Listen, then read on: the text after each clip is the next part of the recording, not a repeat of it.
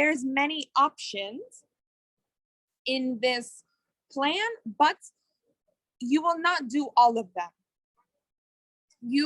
Unless your lesson is very long, you would pick 2 of them or 3 of them, and you would also leave extra time to have if something happens. Excuse me. Is there any questions?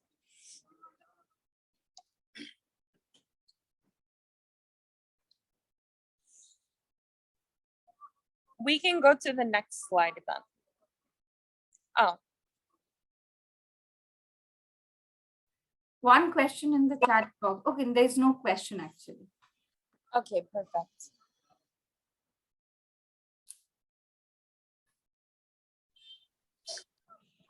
Okay, these are a tip as an English teacher. There is some in this photo and there is mine personally. My one tip is balance your time. If your lesson is 1 hour, make every minute be very good, because you don't want to waste. Can you give me 1 minute?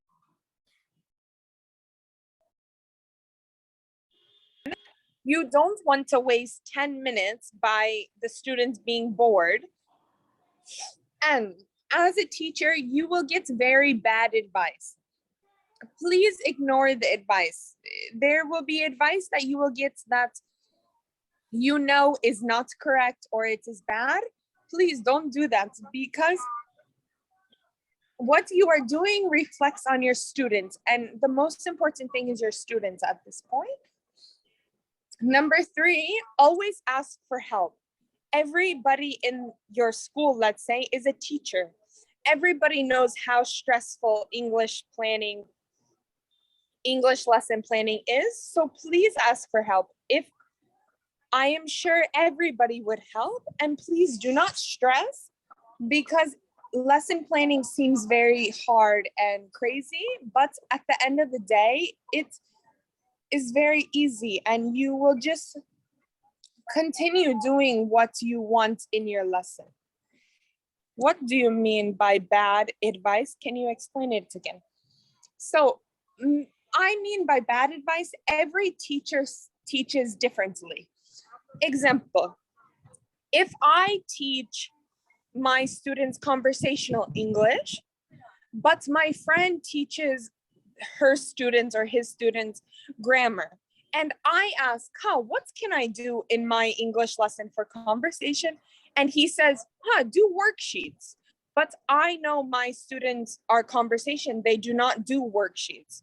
So take advice from teachers that the advice can help you instead of not help you. Because in my situation, if I gave my students worksheets as their conversational lesson, they would be very bored, and it is a waste of a lesson. You are welcome. Can we go to the next slide? Sure. Okay, these are some points that you should keep in your mind while you are teaching. If the students may look bored and may seem unmotivated. If your students look bored, they are bored. If your students stop answering you and interacting, they are very bored, and you must change it very fast. That's where we go back to the 4 methods of teaching.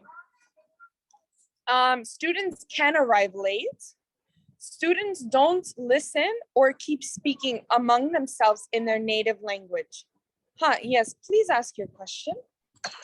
I face problem like I have around 50 to 60 students working in a government school, and the problem is that sometimes my class gets so noisy. They're like, I'm very friendly as you, I am like using all these methodologies, but the problem which I'm facing, they get extra friendly.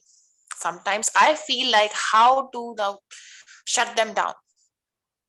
Yes, one good thing I have learned, one piece of advice I can give you is, as I teach in Europe, I do not speak their native language, and sometimes they speak their native language or they go crazy.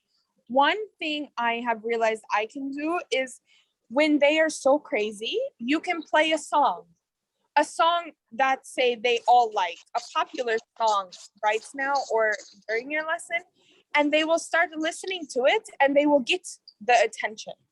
After you finish the song, then they will pay more attention to you.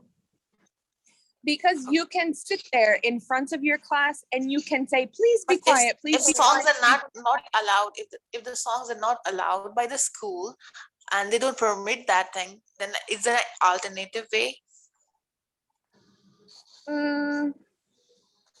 Maybe. Let me think 1 minute.